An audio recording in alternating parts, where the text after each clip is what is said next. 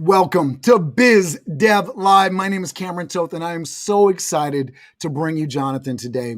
Jonathan is somebody that is just really incredible, is in the events business. I've been in the events and hospitality industry for a long time. He is helping people make money with these virtual events, right? And not only that, but he has the best laugh in the business. We're going to get into all of that and more right after the Biz Dev theme.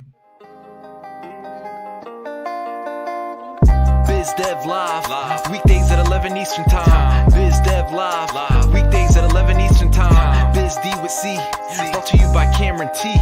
Biz D with C, brought to you by Cameron T. This is business development, not even selling it. This is intelligent. If you watch it, I promise you benefit. Leadership and motivation, empathy and inspiration. Leadership and motivation, empathy and inspiration. Biz Dev Live, weekdays at 11 Eastern Time. Biz Dev Live, weekdays at 11 Eastern Time. Biz D with C, brought to you by Cameron T. Biz D with C, brought to you by Cameron T.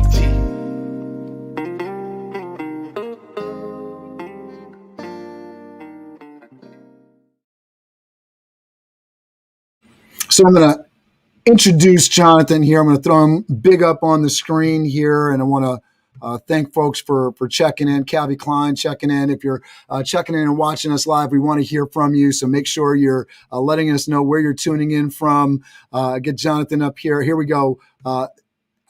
And forgive me for not saying the last name, everybody, but it's a hard last name. We'll get Jonathan to talk about it. But Jonathan is the Chief Marketing Consultant at Bonaventure Associates, Canada's leading virtual event marketing agency for coaches and consultants. Over 900 entrepreneurs have directly benefited from his strategies, including one of his clients who generated $172,000 from a single virtual event.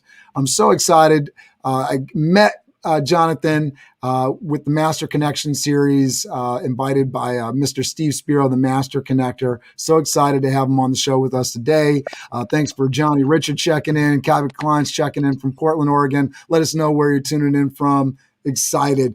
Jonathan, first of all, welcome. Second of all, say the whole name so everybody gets that. Thank you very much for having me. My name is Jonathan Beaudoin-Sanschagrin. Don't feel bad if you can't say it. I'm very French. But thank you very much again for having me, Cameron. Really appreciate it, and I'm really looking forward to our conversation. Yeah, me too. We got so many people checking in. I know you've been promoting the show. I really appreciate that. Matt Hinn's checking in. Mohammed's checking in. We are getting it going. All right. So one thing that I want to start with is, what are you currently doing? How are you helping folks? That is a great question. So I have been involved in the personal development space personally for almost a decade. Like, it's been a really long time. And so when I transitioned into marketing, right, started my own business, doing copywriting, funnels, ads, all that good stuff, I gravitated towards working with coaches and consultants. And I found that sweet spot with people who are currently at the 5-figure per month level and who are trying to scale up to creating $1 million per year business. So naturally, the first step to get to $1 million a year, you have to hit your first 6-figure month. And when you get to that first 6-figure month, there's a lot of stuff that happens. For one, your mindset completely changes, because as a coach, as a consultant, like, I guess any business owner really, we're always questioning ourselves, right?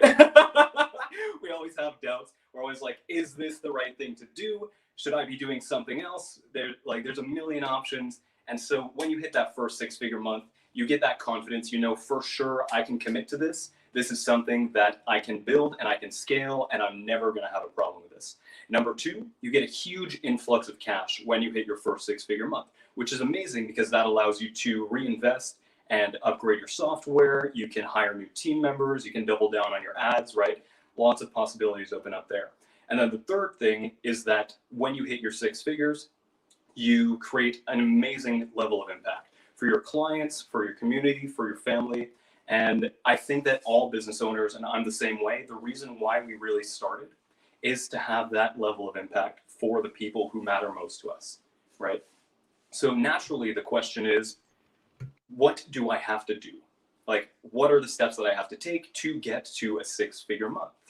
And I don't blame people for having that question because there's a lot of confusion out there. And the reason why there's so much confusion, and I'm going to sound like a turncoat when I say this, but there are so many marketers who are all so dogmatic. They're all so dedicated to their one way of doing things that you're being pulled in a million different directions, right? You ask 100 people what to do and you'll get 100 different answers. So some people will tell you, you got to build a course this way. You've got to run Facebook ads this way. You have to build this kind of funnel. You have to do organic. You can never do organic. Stop it, right? And they're all contradicting each other. And one guy's saying this is the best thing. The next girl's saying, no, that's garbage. Do my thing instead. So you're met with two conflicts, really. The first one is a very strong internal conflict where you realize, okay, I don't have the time, I don't have the energy, and I don't have the money to try out every single one of these and see which one's going to work for my business, right? It's just like gambling. It's like I'm putting all of my money on zero, right? Spinning. Well, let me interject here because I think we're gonna get into a little bit more of the strategy and the nuts and bolts of putting together a solid virtual event.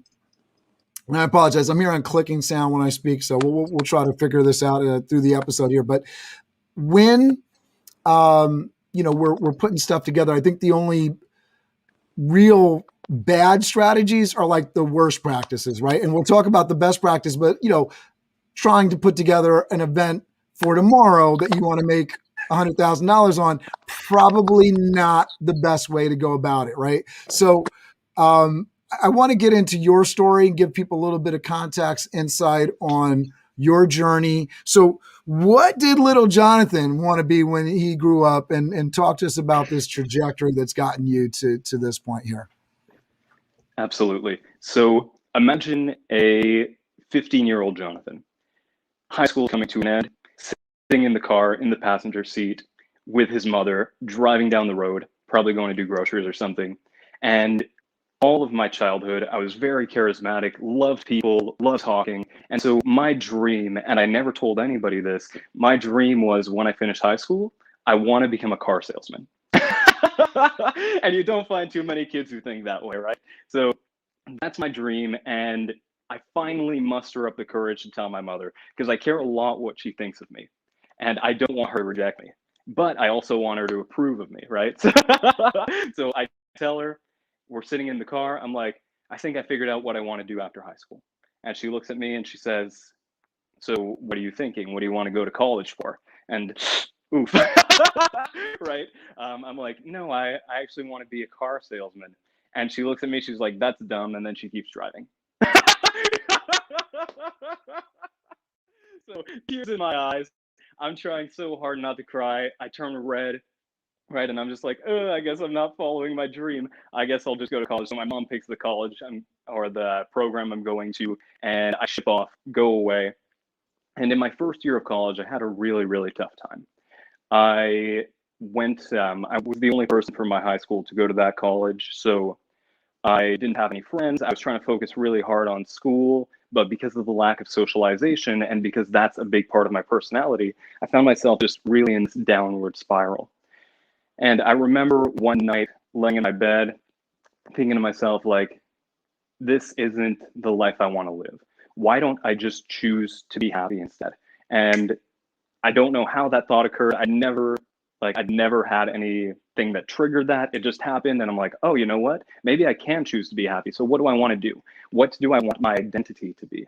And I started crafting exactly who I wanted to be in the future. And I backwards rationalized what I'd have to do to get there. So I started getting into fitness, started getting into personal development, health, socialization, started going hard on there again, making friends and reading a lot of books, journaling, meditation, all that really great stuff. And I fell in love with the concept of personal development. So from there, it was really just small steps, one at a time. What do I do next? What do I do next? What do I do next? Until I got to the point where I found myself doing content writing and then copywriting. And now I'm in a place where I've started my own agency. We're doing the 6-figure virtual events, and I'm super happy with everything I've built with my team. And I'm just super grateful for the opportunities I've had and for the luck I've experienced to get here. I love that story. And I love the journey into personal development. I think, I was talking about it today on a networking event called the personal piece of business, right? We all want to make money. And we got so many people checking in. So I'll just shout out. We had Pondering Thoughts with Nita Jawad checking in. So proud of you. Folks laughing at the story with you. Madahin checking out. Cavi, and he made sure that he gave me the right pronunciation for his last name, Kian. And hopefully I'm saying that. Jonathan can still write copies for cars, right? So many folks checking in. Alex, Matt, checking in. Thank you. We love you as well. Thank you so much for this. Marcelo, Usman. Thanks everybody for checking in on the chat there. We want your questions. And one of the things with Biz Dev Live in this show that's really part of my mission and drive, I'm really about opportunity and education. If you ask a question for your business, for your virtual event, your business, things that you want to do, and the more specific you are, there's somebody else that has that question. So you are helping somebody else by asking that question for you. So make sure you get those questions in the chat early and often here so we can get to them and make sure that we get those answers for you. And I got Featrix checking in. Hey, they're so pumped for this live stream. Very cool. So thank you everybody for checking in. Jonathan, talk to me a little bit more about the personal journey there and how that sort of helped you on the business end. Again, I was talking about that this morning where, it's all tied in. You don't think about, needing, a massage therapy in your life, but that may be the thing that tilts you over on the productivity end, just making yourself feel good, motivated to get out the door. I know for me, if I don't get my morning workout routine in the morning in the early AM, the rest of my day just doesn't hit the same way. Talk to us a little bit about your journey. Absolutely. So I was last Thursday, we actually did a huge group call in this copywriting group that I manage, right? Like there's over 1,000 people in there, and it was the first time we all got on like voice chat, video chat, and we had a lot of fun. I was talking about my life experience a little bit, and one thing that I was saying over and over again, and that a lot of people seem to have a lot of beef with, is I feel like people who are in the personal development space and who are in this space for such a long time, they've optimized their lives, right? Like I know, just like you do probably, exactly what to do to make yourself feel good every single day so you can operate at your maximum capacity.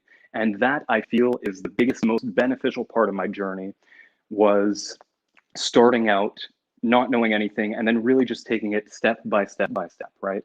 And I started probably like most people do with guys like Darren Hardy, Tony Robbins, John C. Maxwell.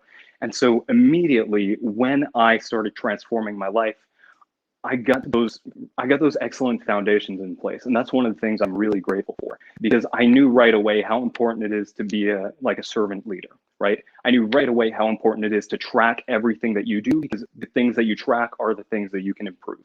I knew right away that one day, if I wanted to build the life that I want to have, I needed to have my own business. And so there were all of these seeds that were being planted in 2013, 2014, 2015, 2016. And all of that time, I was just working in like restaurants. I was making pizza. I was having a great time. And I was just super happy with everything that I was doing. I knew that there was more to come, and I always trusted myself to find the next step when the next step arrived, but I never put pressure on myself.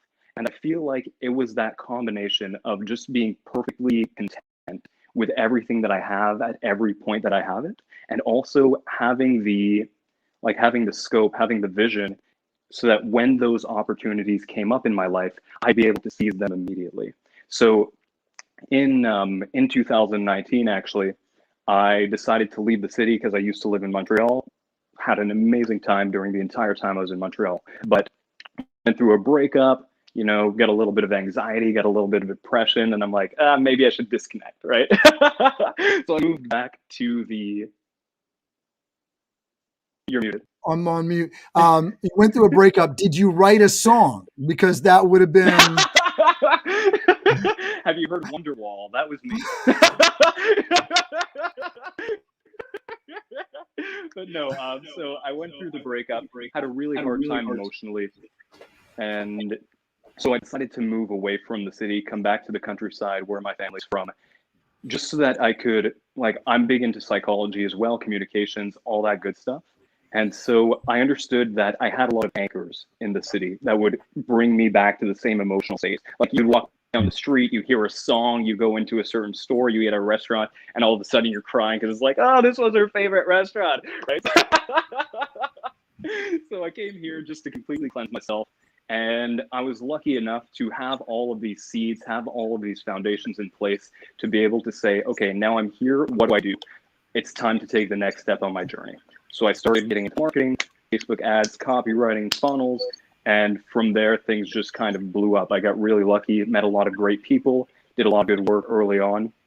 And another thing about me, I very much value the idea of obsession, right? Like, if you're going to do something, do it all the way, do it 100%, and do it until you're the best at it. So that, I feel, gave me a great advantage as well, because I mastered these skills extremely quickly, got to a point where I had too much work to be able to do myself, started thinking about the agency, bringing on board the friends that I had made, all of these guys with different specialties, and now that forms the basis of the team that we have at Bonaventure Associates. Oh, I love that. All right. And talk to us a little bit about the copywriting, because that's been a big part of your story, right? So how important has that been in kind of pushing forward some of this success and working with clients and building the events? You hear people like Dan Loke on YouTube, you talk about copywriting all the time. What is copywriting to you, and where do you see, I'm going to throw a lot at you here, but so I'd like to hear your story of it, but also, where do you see sort of people sort of missing the mark when it comes to copywriting? So that is actually a really great question. Like I said earlier, we've got that group of about 1,000 copywriters and marketers who I actively engage with on a regular basis. We have a really great time, all of us together, when we're hanging out, when we're chatting online. And one of the biggest questions that I get is people coming into copywriting and asking, how do I start my career, right? Like, how do I find my first clients? How do I go out there and convince people that copywriting is something they need? And I always stop them when they ask that question, because I don't feel like you can convince someone that copywriting is something they need. I feel like people need to already know that copywriting is something they need, right? And for someone to know that copywriting is something they need to be in a place in their business where it's going to be beneficial to them. Because someone who's doing $4,000, $5,000, $6,000 a month, there's no point in getting a copywriter, because there's still a lot of work that you can do yourself, right? And you don't need to have perfect copy. You don't need to have a perfect funnel. You don't need to have perfect upsells. You don't need anything to be perfect, because at that point, it's just about your personality. It's you, you're working hard, people are resonating with you, they're buying your stuff.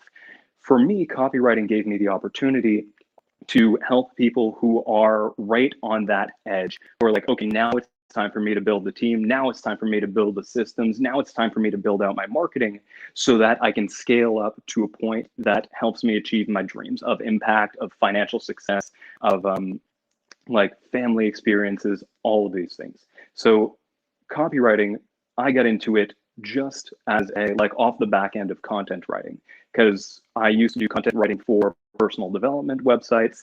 And one day I just got hit with an ad. I think that's how a lot of marketers get into it. You see an ad on Facebook or on YouTube, you're like, oh, that's cool. So I got hit with an ad, and I bought a book that was about different types of writing, right?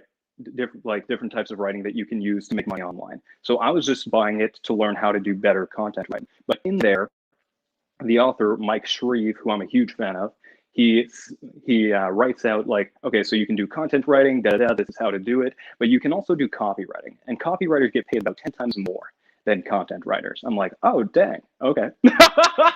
So what do I have to do to make that transition?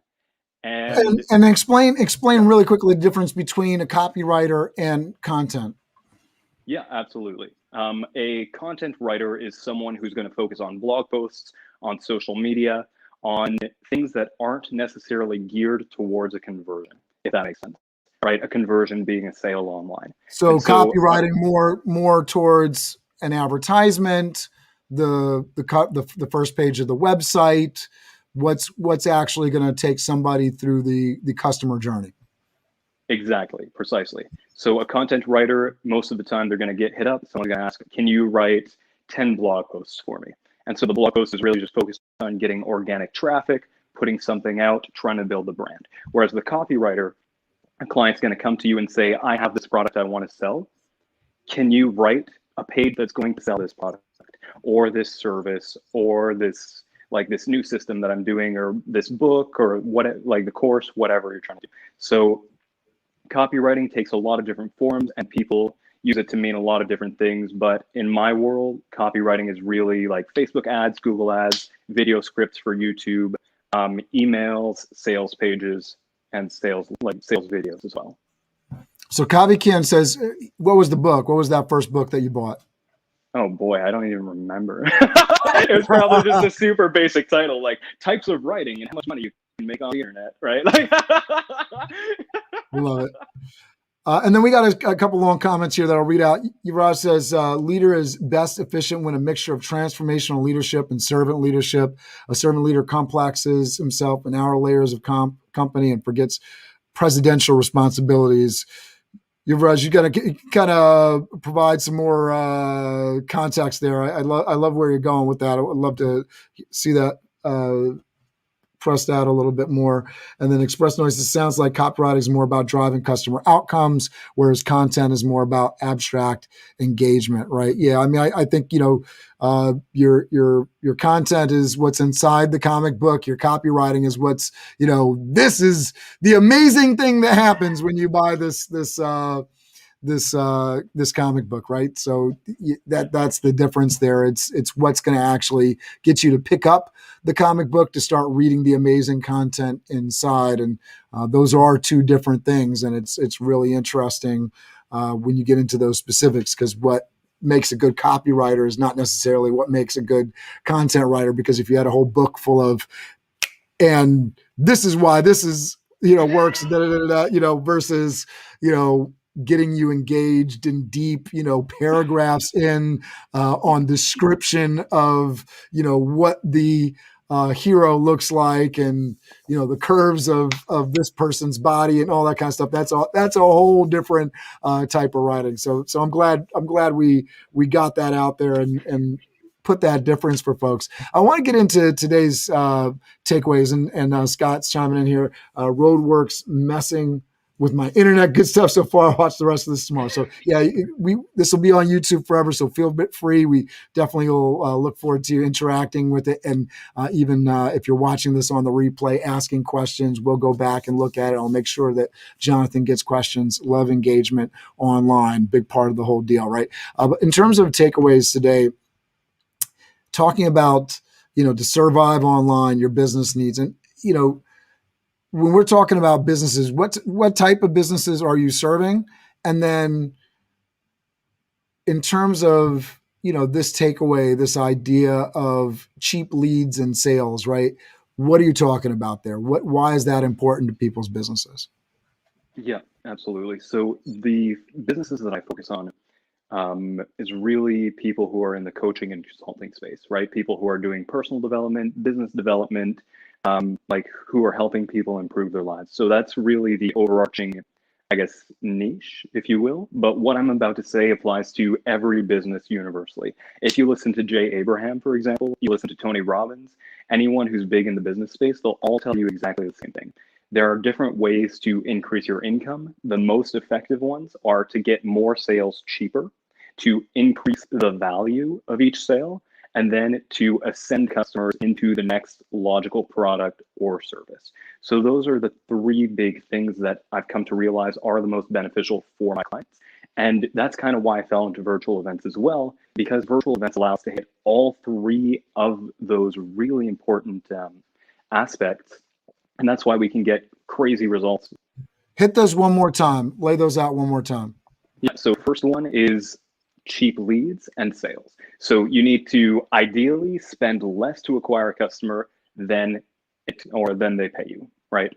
In the old days, if you had a direct mail business, or you were doing some kind of brick and mortar, you think to yourself, it's okay if I'm paying more in ads than this guy's spending at my shop, because I know he's going to come back, right? So lifetime value. And I think this one, the first one here, cheap leads and sales, Mohammed is talking about the cone towards email marketing, please. So does that fit under that first umbrella? Email marketing actually plays into all three of these. So let me give you just a quick explanation of why I say that. Because email marketing is a great channel that's essentially free, right? If you pay for your email software, you don't really have any other expenses when it comes to email marketing. But you can get people in as a lead for something that you're offering and you're sending them via email. So right there, point number one, your value is offered through email, so it's beneficial for that.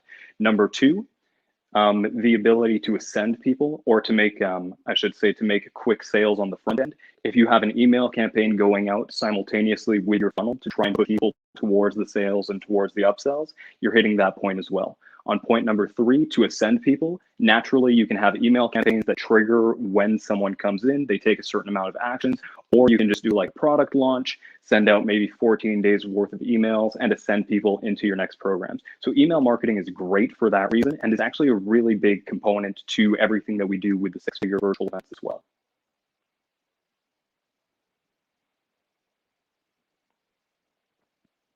Cheap leads and sales, that's one. And Yep. What's the second one?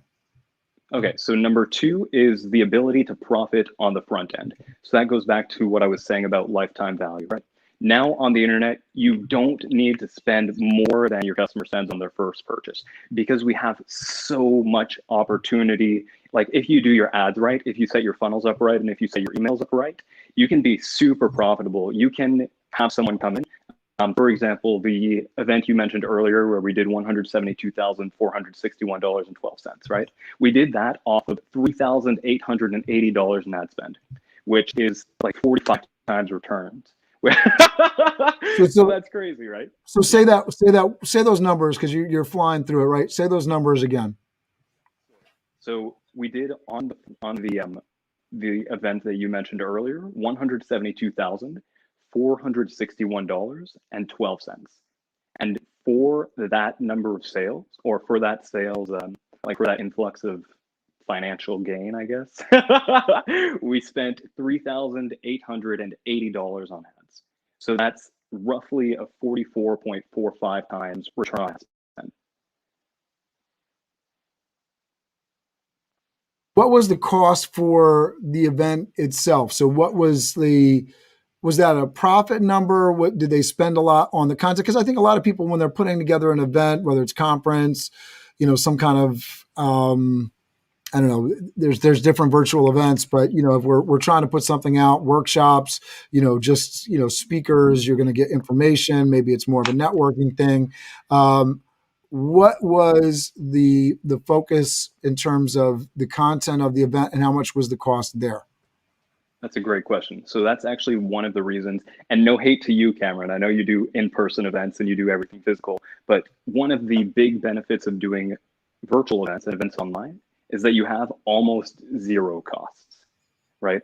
Like, what's it going to take? If you want to do super, super basic, you have to have a Zoom subscription, which is maybe $15 a month, and you have to promote it. So you have to run your ads. You have to have your funnel software. So at the end of the day, the expenses for this virtual event were probably $100, $200, maybe $300 in software costs, and not really much else, because all the speakers, they were people who had it was a sales conference. So the host, all of the speakers were people who she had great relationships with. She invited them. She didn't have to pay for their time. They were there for an hour for their presentation. This speaks to something a little bit broader, because as I'm in the networking world, and I think one of the things that people don't understand with, okay, I want to get somewhere, and everybody wants to get rich quick. But those kind of relationships, right, they're built up over time. You build trust with people. So, it's, what are you doing? Again, going back to the idea of it's great to know best practices, but what are the worst practices? Because we have people that, again, they want to just throw something together for tomorrow, expect the world to attend, even if it's $1 that you're selling. And people are like, well, if I get 1 million people to attend, everybody pays $1. It's $1 million, right? But it's very, very challenging to promote something in a very small window of time. So, we got these ideas, and I love how you're building in the cheap lead and sales, but also to keep this in context, right? It takes the network. Can I bring people that, are powerful, that are going to provide some value, because I can write copy all day. But if I'm not talking about something, if I don't have some visuals, if I don't have some content behind that, it's going to be very challenging, and definitely going to push my copywriter to the max, because he's going to be sitting there. Well, what am I advertising? What am I selling? What is the client getting from this? I mean, I can sell ice to Eskimos, but is it a different shape? Is it a different? What is this ice doing for these guys? Give me something to work with, right? So you have to have some kind of content meat to it. And so that's the value of, networking, putting yourself out there, talking to people, bringing people into the room, and putting yourself out there and getting to know people. That can be very intimidating for folks, but this is all part of the process. And that's why, if you haven't gotten a one-on-one meeting with Jonathan, it's going to pay to do so, even if you're not looking to put money in his pocket right away. He knows people. I know people. We can introduce you to some other people as you're growing and moving towards your goal. So I encourage people to put that date on the map, put that event on the calendar, start building it, a year or 2 years out, because that's how you get the momentum to actually push the ball forward. What was the timing on this event? When did you start, kind of working on the event and actually end up executing it? Yeah, so that's actually a great question. It's probably the thing I get asked the most, because people, like you said, there are two types of people, right? There's the person who's going to say, I want to do this tomorrow. And we had a client one time who came to us, and he's like, I think we had he wanted to do it 2 or 3 weeks out. And we were like, we don't want to do this. We're not going to get good results. He's like, no, do it anyway. We're going to do it anyway. And the entire thing flopped, right? Because we didn't have the time to prep it. But then on the other hand, you have people who want to play it too safe. They're like, okay, I need a year.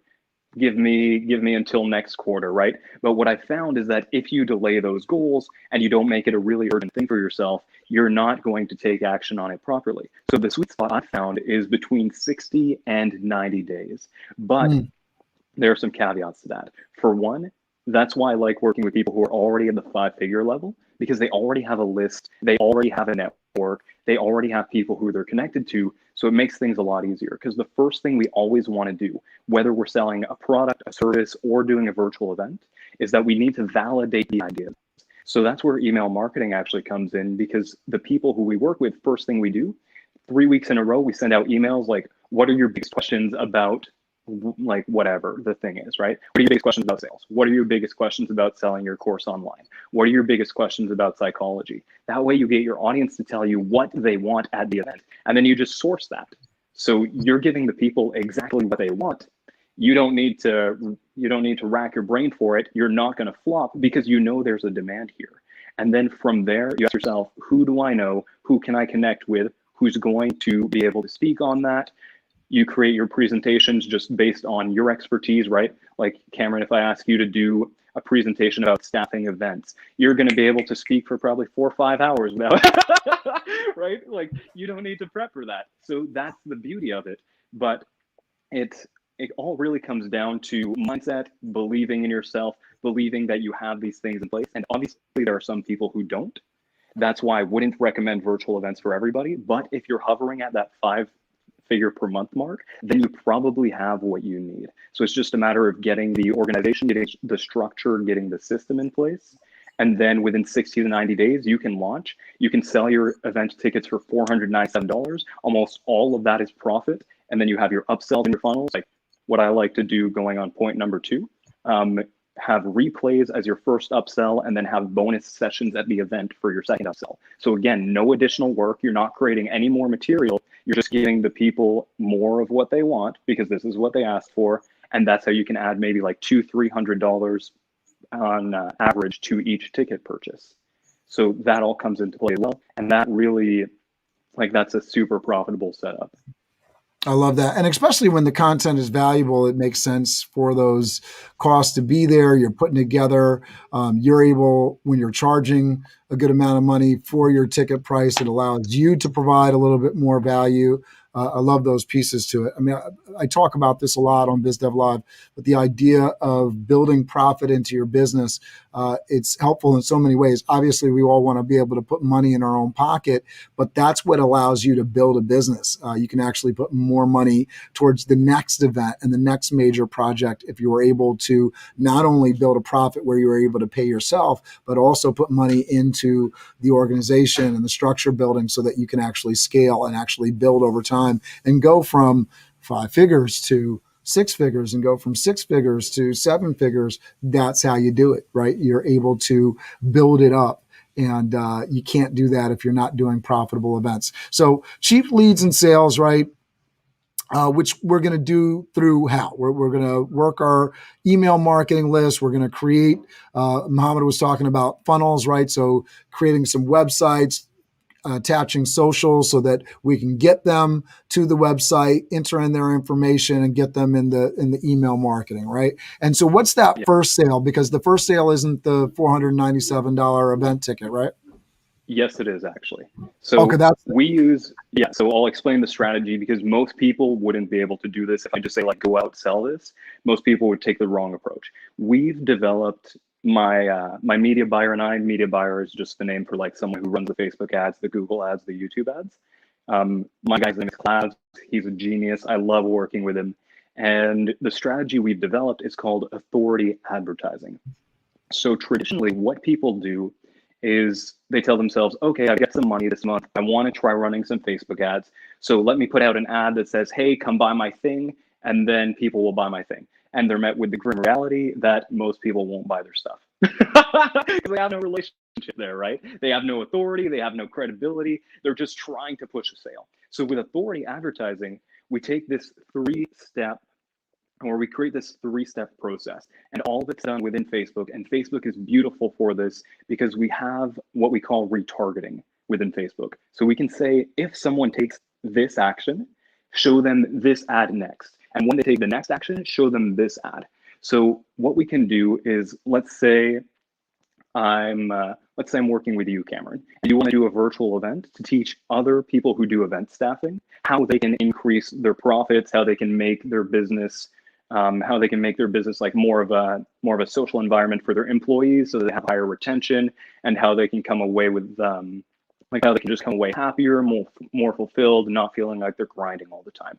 So you say, I want to do that event. We don't want to launch ads right away to try and push people to buy tickets to the event. The first thing we want to do is have you produce some videos, have you produce some articles, or drive traffic to your podcast, drive traffic to your social media to show people this is Cameron. He's an expert at this kind of stuff. Here he is, and he's just here to give you value right now. He's an expert, he's an authority. Look at all the stuff he knows and look at all of the tips that he's giving you. So right off, we're offering just tons of goodwill, we're offering tons of value, and we're building a really powerful relationship within the first, like I said, we've got a 60 to 90 day window. So let's say we're doing a 90-day window. Within the first 3, maybe 4 weeks, that's all we're doing is building that relationship. And then we can say to Facebook, okay, now it's time to sell the tickets. And I only want to sell the tickets to someone who watched 75% or more of the video where Cameron's talking about culture and how to keep his employees happy. So the fact that they're watching 75% plus of that 3 to 5 minute video means that 100% they're interested in building a better culture for their employees. So now when they've seen maybe 5, 10, 15 pieces of content from you over the last month, and you come in and you say, hey, by the way, I'm doing this event and I'm selling my tickets for X amount. Come check it out. You can find all the information on this page. You're going to get a much higher click-through rate. People are going to come through for much cheaper. And because it's people who already know you, like you, and trust you due to the goodwill that you've established, they're going to purchase the tickets because they don't have as many objections. They're still wondering, is this going to be worth it? But they're thinking to themselves, Cameron, I know that he knows what he's talking about. I've gotten this much value for free. So just imagine what's going to happen when I pay for his content. I love that because there may be some people on here that are familiar with Gary Vaynerchuk, and there may be some people that are watching this today that have no idea who he is. And it's really interesting, right? Because if I've watched Gary Vaynerchuk, Gary V, to many, right? I'm into it. I like what he's doing. But for somebody that's never seen a video, and there's a lot of people out there, network and I talk to folks, or somebody who's sitting there like, how could you not know Gary Vee? He's all over social media. There's so many people that have no friggin' clue, right? I talk about Gary Vee a lot. So I'm in, I do 6 one-on-one appointments every week in addition to other meetings. And, inevitably, in 3 or 4 of those meetings, Gary Vee may come up because I talk about the videos that I'm doing. And so many of those folks, at least half, have absolutely no clue who Gary Vaynerchuk is. And you could say to yourself, man, how is that possible? He's doing so much. But that's the state of the world. So what you're talking about is such a big deal, right? You're getting your advertising, which means you're targeting your advertising. So you're spending less on advertising because you're not spending to reach people that really aren't into your message and what you're about. And then converting those people that are already sort of on your tune, on your vibe, because one of the things that can turn people off right away to your message is if the advertising comes early. So I love what you're talking about. They're taking in the content, then they're watching it 75% of the way. They're getting the message. It makes so much sense. Really. Not a worst practice, really a great best practice. Love that. I love it a lot. So continue on here. So we're talking, and that's the cheap leads and sales, right? You're creating the organic. That makes the advertisements cheaper because now you're targeting people that are into your message. Talk to us about the profitable front end. Yeah, absolutely. So the profitable front end, that comes in when we're designing the sales funnel. So a traditional sales funnel, like you read any book about sales funnels, you take any course about marketing online, you listen to any content by anyone like Frank Kern, Russell Brunson, even Dean Graziosi, Tony Robbins, they'll all tell you that the money is in setting up your funnel properly. So the way that you do that is through what we call order bumps and upsells. So imagine that you land on a website and that website's trying to sell you something. So the first page that you're landing on, that's the sales page. And that's really what takes the most time, the most energy for the copywriter to punch out, because that is where we're trying to convince someone, hey, this is the right thing for you, right? So the sales page, you get the purchase, and a lot of people, and the reason why a lot of businesses fail online is that a lot of people stop right there. They say, okay, perfect. I'm going to run my ads and then I'm going to make a small amount of profit on the front end. Like if they're doing the ads perfectly, they do make profit on the front end just from the sales page. And they're like, okay, perfect. I sold my thing. I made a couple bucks and I'm done.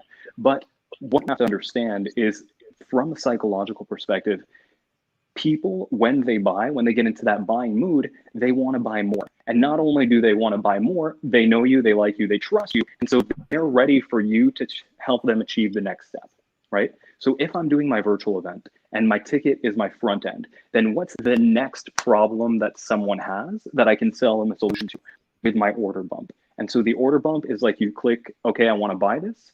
You get the order form, enter your name, your address, your credit card information, and then there's that blinking box on the bottom. That's like, hey, add this to your order for only X amount of dollars, right? And so the first order bump that we want to do on a virtual event, we assume the biggest problem these people are going to have is that, one, they're super busy, right? Nobody has time for anything. So what if we offer them replays of the event in case they miss a session or in case they want to go back and watch the content? Because that's another lesson I learned from personal development from Darren Hardy and Tony Robbins. If you really want to internalize something, you can't just watch it once. You have to watch it over and over and over and over again. Like do it 5, 6, 7, 8 times so that you can really understand the message. And each time you go through it again, you're going to learn something different because your frame of reality is going to have changed. So selling those replays as the order bump, let's say we're selling our event ticket for $497. We charge $97 for the replays. That's a super small amount in comparison to what they just paid for the tickets. It's a huge value proposition. It's going to solve a big problem that they have. And so what we see is something like, I think it's like 60 to 70% of people are taking this replay. So imagine you just made 100 sales of $497, and then you just made 70 more sales with an extra $100. So that just adds a huge amount to your front end. But that's not where it stops, because we also have the first upsell. And I don't like to get super complicated. Some people do like 5, 10, 15 upsells. I just do one.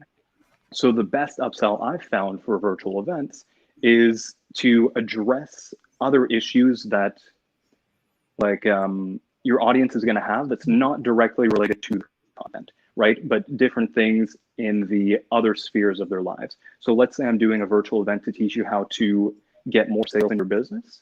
Then what are the other issues you have? You probably want to spend more time with your family, right? So you're going to need to know how to build a team. You're probably going to want something specifically about like email marketing. So I'm going to offer some content about email marketing. And there are all of these other parallels that don't fit in directly with the content of the event, but that I can sell as bonus sessions with the event. All right. So what's the profitable front end? Just the initial ticket sale, or the fact that you're bumping them up to this next product? Yeah, exactly. So it's selling the order bump and selling the upsell. That's what really gets your huge profits on the front end. Because if you can have like a segment, and what I've seen, it's interesting because you talk about virtual events, musicians for that group of people during the pandemic, very difficult. Live performances is what most musicians live on, doing things online. If I wanted to go listen to a CD or something like that, right? I'd go to Spotify, why am I, or watch a video on YouTube. Why am I watching this person playing on live online? But there has been this other kind of revisioning of it is, maybe there's an act and I can get closer. I can have a 360-degree camera on stage. Those aren't that expensive. And now I can be closer to the musicians and the people that are singing the music that I love. And one of the companies that I was working with that have made money during the pandemic with live artists, they have a mailing list. So that's the first piece, right? They have the mailing list there together. They've been doing this. They've been throwing concerts and all that. So they built up their mailing list. So they utilized that. And what they got people in was with a relatively low price on the ticket sale for the event. And then, like, if you actually really wanted to experience it the right way through the lens, they would do that ticket sale. So the ticket sale would be like $5, $10, just get people in. There's small acts, right? And then they would sell the goggles for $25, right? And so that would be part of the upsell for the ticket sales. And so that's how they would actually make money for artists, because there's a relatively low barrier of entry to actually become an event. Now you registered, you got skin in the game, and exactly like you're talking about, now you're helping them solve a problem. Hey, get this, and it'll be a better experience. And you can sign up for the family, you get tickets for the family, get pieces for the family. Because one of the big things too for virtual events, if I'm doing it for me and the wife or for the family, well, we can all just sit in front of one thing, but the goggles are individual. So they were starting to sell for the individual and have those kind of ticket sales. And for the folks that can afford it, it wasn't a big deal, right? And so they were able to make money in that segment with the virtual acts, and is exactly the kind of system that you're talking about. Same kind of design, that upsell piece. It works so well for businesses.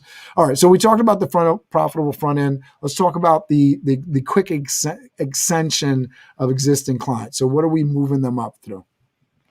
All right, so this is going to vary a lot industry to industry. So I'm just going to speak on like coaches and consultants, but then we can talk about how that applies to other industries as well. So the term Ascension is used to describe moving someone from a low price point product or service up to the next higher price point. And the Ascension is the process of like, okay, now they take this step, then they buy the next thing, then they buy the next thing, then they buy the next thing, culminating in like your $25,000 per year mastermind, right? So if people are coming in on a $497 ticket, that's great, because you don't need to give away free stuff. You don't need to sell something at $7, $27, $47, right? Like all of the tactics that you usually see, because people come in for something that's already expensive, and so they're ready to spend more money. Now, at the virtual event itself, the Ascension is where the real money is made, because you can make 5 figures off of your virtual event, right? And no problem, that is super, super easy to do. But people want more. Imagine I just spent 6 days with you. I love every single thing that you said. I'm going to be sitting on the edge of my seat on the Saturday, like, okay, what's next? What's Cameron's next thing? What can I buy next from Cameron to keep getting more and better help? And if you don't try to sell me something, you're letting me down, right? So what you do when you're hosting, yep. Let's say that one more time, because I think so many folks don't hit the button. They don't start because they feel like they feel like they may be putting somebody out. And the opposite may be true. You, by not starting, by not offering your knowledge, your service, your product, you may be taking away that valuable option that the client would really like to purchase. It could be something frivolous. People really like, the person that came up with a fidget spinner, right? It's literally useless. It's just something to fidget with. It's taking the place of the rolled up paper ball, in somebody's hand, right? It's a fidget spinner, and people made millions off of this stuff, right? Who are you to deny your client the fidget spinner? You could sit there and say it's useless, it doesn't have a purpose, but it gave joy to so many people, right? So who are you to say that your product, your service, knowledge isn't useful, right? So I just wanted to put it out there because I think a lot of people are like, man, I don't know if people want to buy it. And I think one of the things that hopefully we get across to people today is if you put out the content, it's such an abundant world, people are going to enjoy it. And what you're outlining is a strategy to take those people that actually enjoy it and sell to them. You're not selling it to your mom or dad, your brother, your sister, your cousin that are like, oh, you're never going to make it. That's, I know you. And right. You're paying to the people that actually really like it. And that may include your mom, dad, your cousin, or somebody in your family, right? I always talk about family. You pay double the cost to a family member, not a discount, because if they're your family, they're your friend, you want to support them. And it's a different outlook, right, for supporting people. But oftentimes the closest people to us aren't necessarily the people that are supportive. So what you're talking about in terms of copywriting and getting this stuff out is talking to the people that actually want your product, actually want your knowledge, actually need and are looking for that, and how to find them. And so putting out that content, bringing them in, then giving them more of what they want in terms of more access to you or more of the content that they're seeing, bringing them through. All right, so keep talking about this ascension. Yeah, absolutely. So what you described is that's a perfect metaphor for it, right? Because people, like you said, people are nervous to sell. They say, I don't want to be pushy. They say, I don't want to be salesy. I don't want to be weird. And I'm just going to emphasize how fortunate I was, because I did work in car sales at one point. I did a lot of selling. I'm doing a lot of marketing. I come from a very old school, sales mentality, where it's just keep offering your thing until someone tells you to go away, right?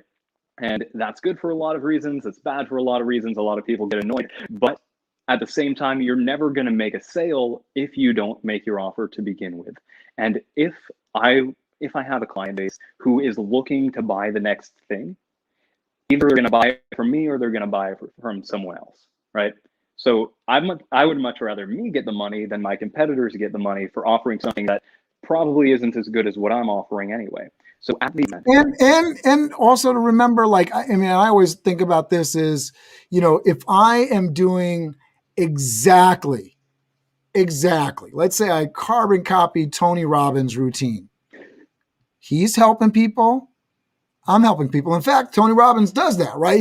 He gets people that are part of his team and teaches them what he's doing so that he can help more people. So I don't look at it as I'm competing with this car salesman or this staffing company. What I provide, it's probably a little bit unique and different because I'm doing it. We all bring our little touch and difference to things, but also there's room in the market. It's a big world. And I think one of the challenges and mistakes people make is they sit there and want to occupy the same physical space as somebody, whether it's in their brain or in reality.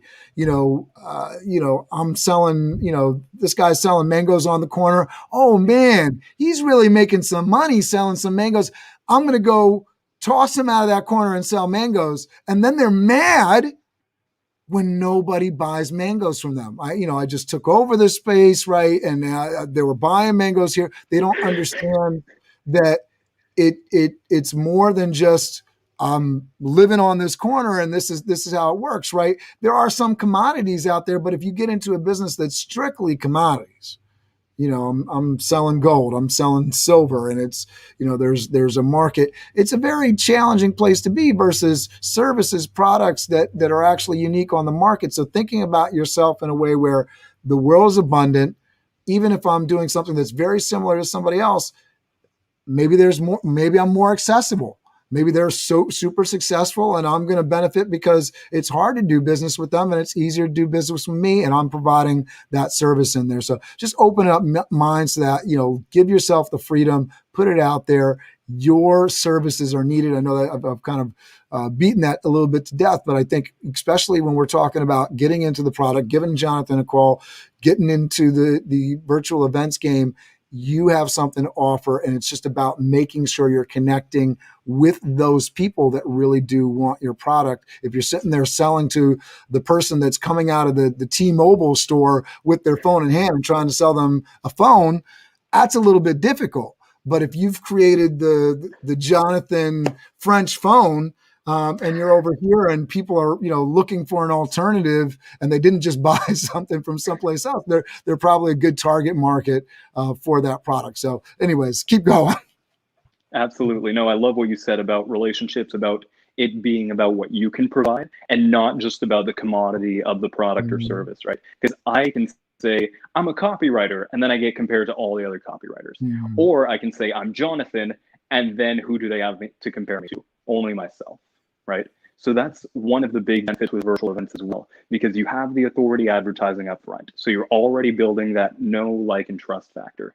And then when you get to the event, you're continuing to build upon that relationship. You're offering even more value and you're creating a level of connection, because what I like to do is virtual events between 50 and 100 people, because it's so much more intimate that way, as opposed to having 1,000 people there. Like we're doing right now, we can actually acknowledge the people in the comments. We can speak to each other back and forth. And if someone were to say something, we can pause and be like, you know what, Joshua, that's a great point. Why don't we address this right now? But if we have a million people and we're just saying question, there's nothing that we can do. We're just going to be overwhelmed. So if we have those small, intimate virtual events, then we have the opportunity to create an even stronger relationship. The person gets to know me, they like me, they trust me, and they don't just say, I want to do a virtual event. They say, I really like Jonathan's way of doing virtual events. And so when Jonathan tries to sell me his book, let's say, on Wednesday, we usually do like a low ticket sale. That's one of the ways we ascend people. So let's say on Wednesday, I'm like, hey guys, by the way, I have this book about virtual events. It's like $37 or $47. If you want to grab it, go to this website.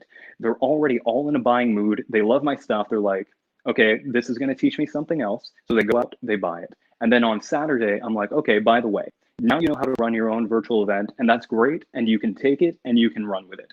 But right now, right here, we're coming to the end of my whole thing. And I was presented with two options, or I presented myself, I should say, with two options.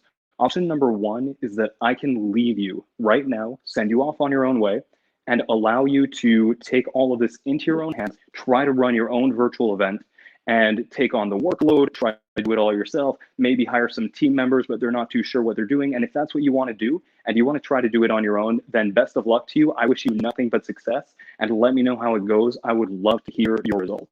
But on the other hand, my second option is that I can take you by the hand and I can guide you through the process. I can have my team build out the marketing for your virtual event, write all of the sales copy, do all of the emails, the tech, and the design. So all you have to worry about is showing up on game day, having your game face, and presenting the best content possible to the people who've done it. Meanwhile, we take all of the stress off your shoulders. We're going to do everything for you 100%. And I'm going to be there working with you personally to guide you through the entire process. So you're not stressed. You know it's going to work. You have a proven system. Which one do you prefer? And then a percentage of people are going to say, yes, you're right, I want to work with Jonathan. And that's the Ascension.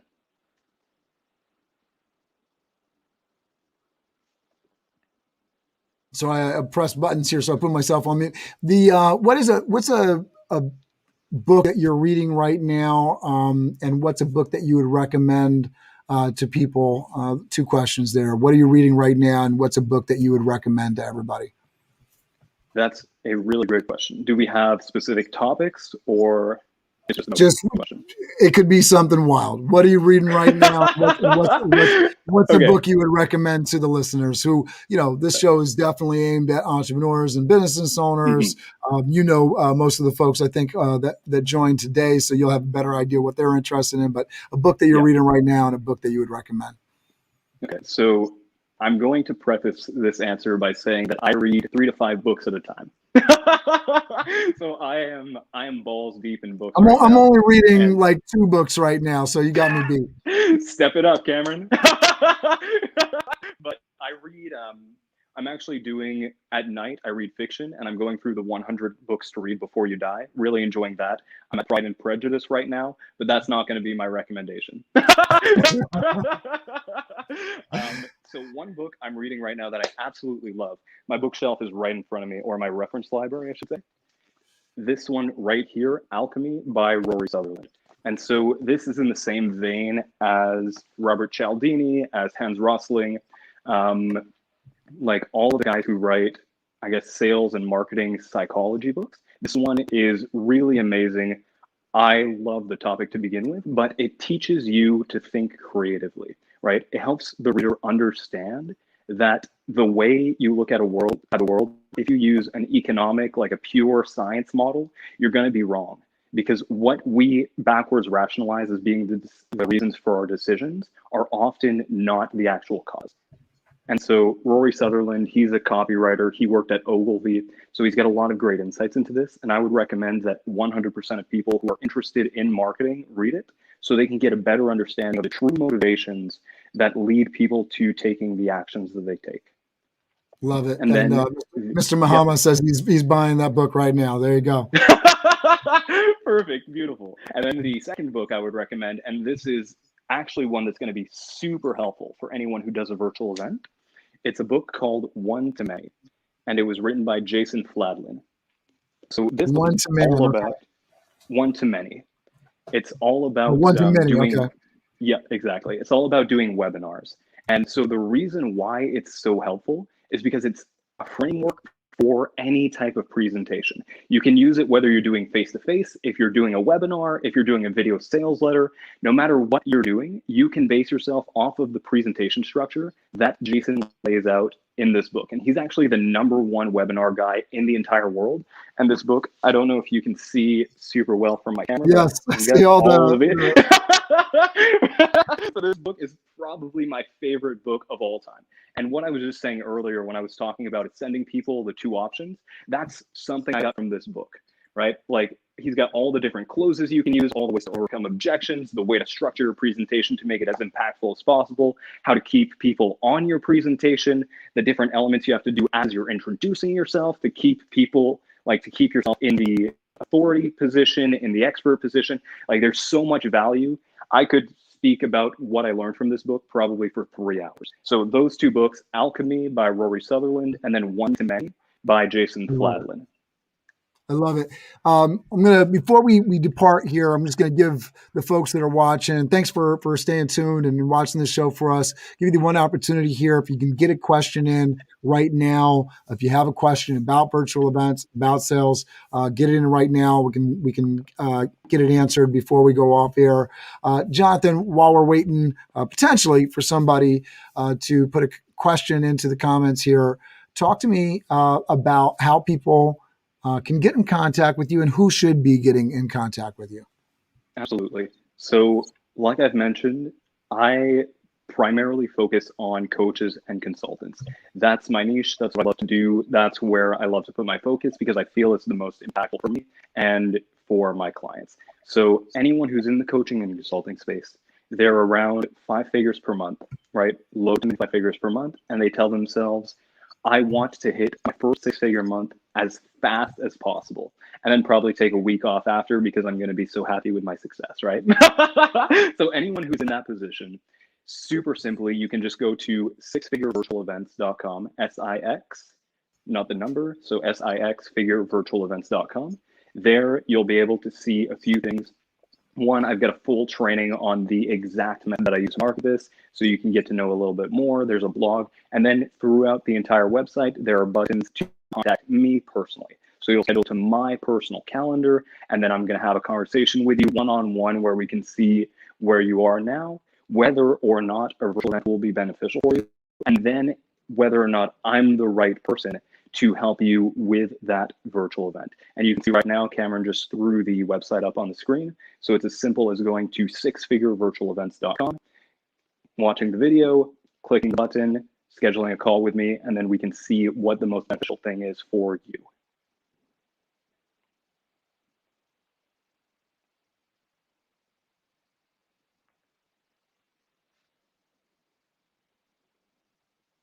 Do you offer any kind of guarantees? We got a couple of questions that just getting in here under the wire here. Do you offer any kind of guarantees? Konstantinos Kachis says. So I always say, whenever anyone asks me about guarantees, I always say there's no such thing as a guarantee in marketing, and people who tell you there is are liars, because we're playing human psychology, right? We're playing with the market. So we can't just, it's not like coding where you write something and then something happens, right? So I can't offer a guarantee of success. What I can offer is a guarantee that my team and I are going to do the best work possible using the framework we've used to launch six-figure virtual events in the past. And if you're the right person, then it's going to work for you. And that's why this screening call is so important, because I don't want to just take anybody as a client. I need to make sure that you have the foundation to actually make this work. Yeah, absolutely. And let me just make an added statement there. If you are looking at advertising from an online advertiser and they are saying, you know, whether it's cryptocurrency or virtual events or whatever, if somebody says you're going to make X amount of money per week, per month guaranteed, I would almost write that off. If they could do that guaranteed, why would they be working with you and asking for your money? Right? It's something that it's a common sense kind of thing, but for me, it's almost guaranteed to be a scam, right? It's one of those things, because so much is dependent. You know, I can train somebody how to do, you know, how to be a staff, but you know, if they go out and they work, I can't guarantee that they're going to do a great job, because it's individual, right? It's really something that is on the individual experience. You know, Jonathan's helping you with the virtual event. Do you have the content? Are you going to show up like a professional? Are you going to deliver what you said you're going to deliver, right? There's a lot riding on that. Express Noise, does the training cost money that you offer? No, the training is absolutely free. It's super in-depth. And so what I get into, it's the first video actually that you see when you go to sixfigurevirtualevents.com. It's super in-depth. It's an hour long where I go through exactly what are the email sequences you have to use. How do you structure your funnel? How do you use authority advertising? How do you do the front-end fortunes? How do you do escalation at the event itself? Organize everything so that you make those six figures. So really, I put my heart and soul into that. It's absolutely free for anyone who goes onto the website. Right there at the top, first thing you see, just click on the play button and you'll have a massive breakdown. And then you can take that, like I said, you can take that and run with it. Or if you prefer, schedule a call with me. We can talk about doing it all for you, so you don't have to worry about anything except for the content. And that will cost some money. All right. What do value ladders for coaches and consultants look like? What do they normally offer? So what do value ladders for coaches and consultants look like? So what I'll do is first I'll explain that question, because I feel like there might be some people watching who don't necessarily understand what that means. So a value ladder is, it's what I was talking about earlier with the Ascension, with the escalation. It's bringing someone in on something that's free and then going up to something that's $7, $27, $47, $197, $497, $1997, right? All the way up until your $20,000 mastermind. And so what most people do is not actually the best practice. Because what most people do is they have a gajillion offers, they have a gajillion different price points, and then they just try to slowly bring people up one step at a time. And that can take weeks, that can take months.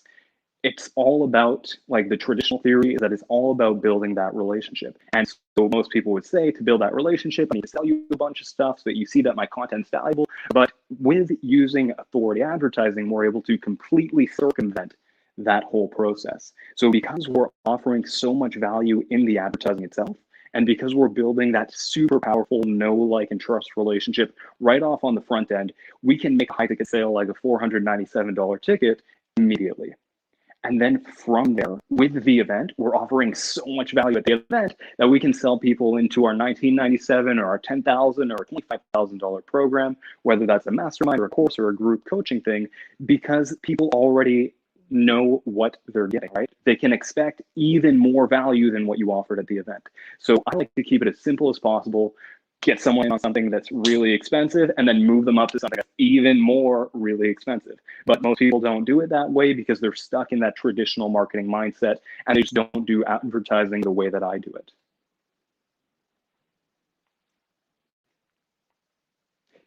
Pushing buttons here. Manny, let us know if that answered the whole question. What do value ladders for coaches and consultants look like? What do they normally offer? May have answered it for somebody, but maybe there's something more that you want to ask. So feel free to ask a follow-up question. Jonathan will be following up in the comments after this video as well.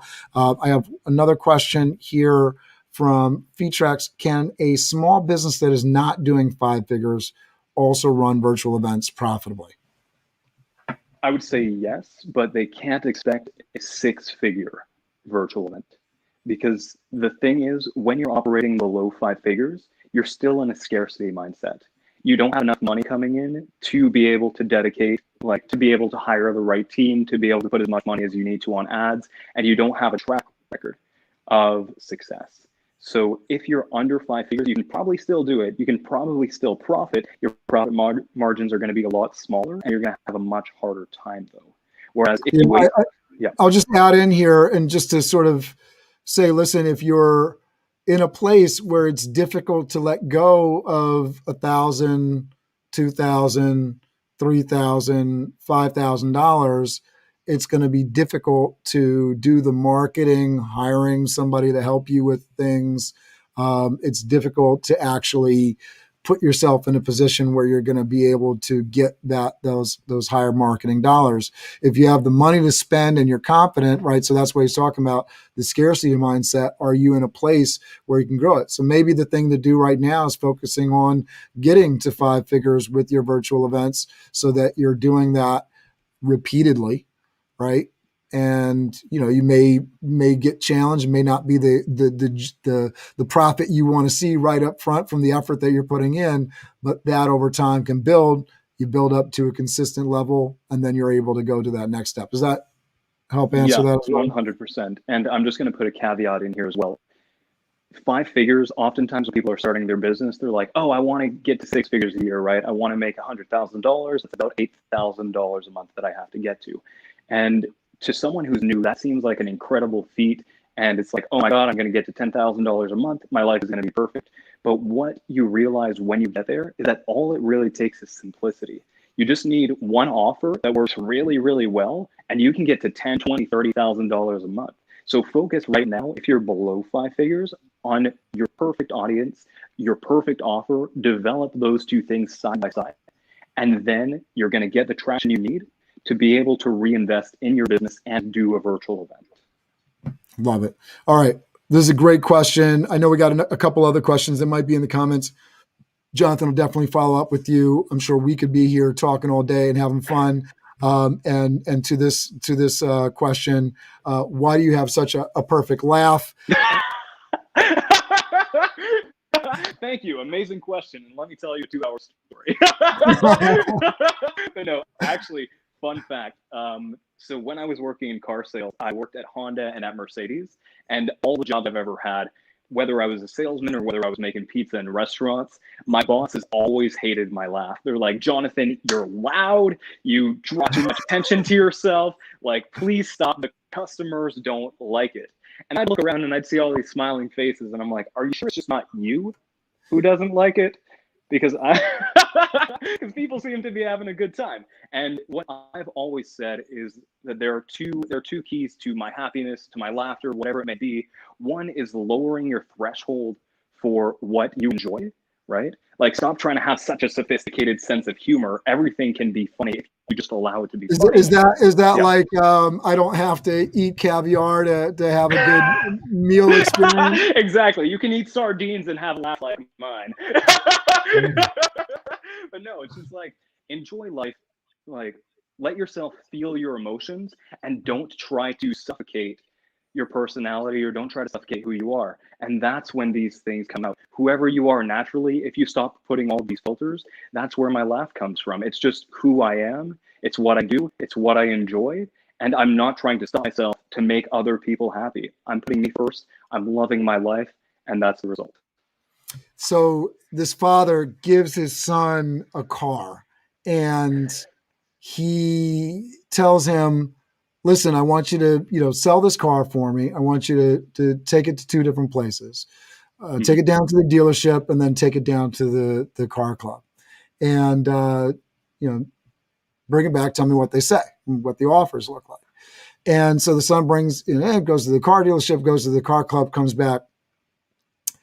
Dad, the car dealership didn't want to, give me, barely anything for the car, but I took it down to the car club and they said it was amazing. And they wanted to give me, $20,000, $30,000 for this car.